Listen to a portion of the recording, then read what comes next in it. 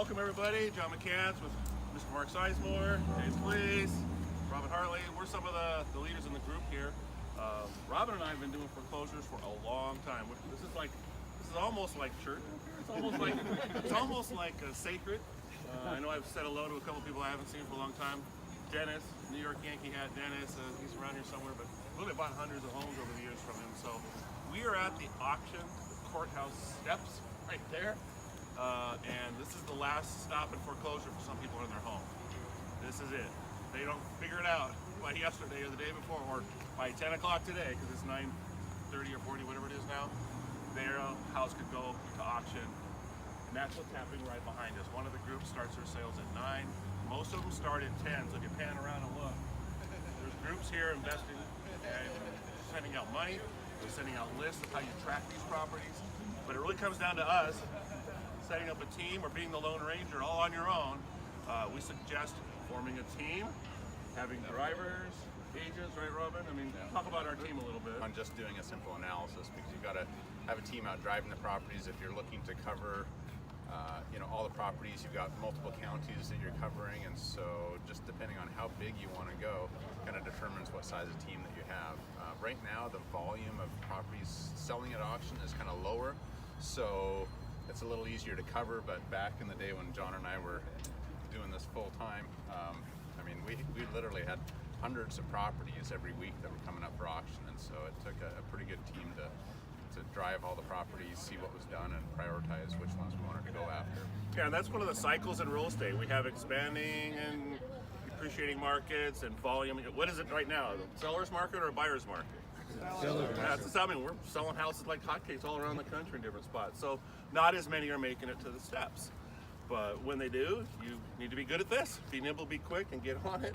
When it's not as hot, you watch some of the other things like buying subject to or doing fix and flip. Really, as we talked to the car guys, James and Mark and Carl on the way up here, door knocking, working the list, networking with people, finding these situations before that gets here is critical. Getting good at it. And that is really huge. We need to be good at one or two things, but great at detecting people that are in distress or networking with people that find people that are in distress. And sometimes it's a property, sometimes it's a social issue. So the whole idea is that it's crashing and landing here, and we want to help them along the way. 18,000 to Ryan going once. 518,500 to Jason, looking for 519. 519 to Ryan, looking for 520. 519,000 to Ryan going once. 519,500 to Jason, looking for 520. 520 to Ryan, looking for 521. 520,000 to Ryan going once. 520,000 to Ryan going two times. Third and last call at $520,000 to Ryan. I declare the Ilnitsky trustee sale closed with Ryan's high bid of $520,000. The remainder of my sales have been delayed until I complete my receipt inside with Ryan.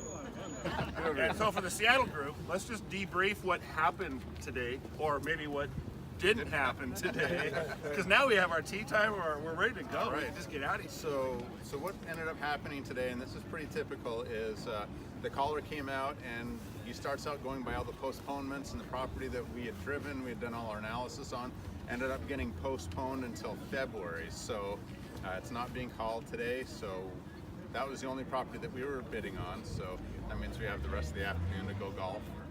Or go knock on the door. Or do something, but it's skiing. Robin has a question of Robin. If it goes, there won't be. That was my point. So it's postponed until February. Does that give you that time to potentially go and meet that homeowner and wire it that way? Yes. Okay. Yeah, so that buys us some time. If we want to do the pre-foreclosure, that gives us some time to go back out there, try to talk to the owner, see if we can work out something out. And reasons for the postponement could be the homeowner is working with the trustee. They're saying, hey, we've got something, and the trustee feels like maybe what they've got is enough to take care of it, okay? And so they might give them a little extra time, or the bank just didn't get their act together and they have to have certain paperwork here. in time for this thing to go out to auction, and they didn't have it all in order, so the bank will just postpone it because they didn't do their thing. So But it would be a good thing.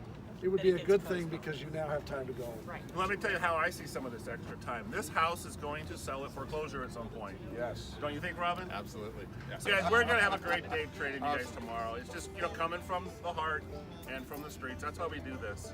And when it really gets up and rolling within the group, you'll be plugged into our weekly mastermind study groups where we go out and debrief this information on a weekly basis. You're engaged with partners in a mastermind, and that's what Mark and Carla here are setting up. James in his city, me helping in multiple cities with groups. Get this so that this can actually be a place where you can engage and you can mastermind, you can network, and you can actually realize this for real.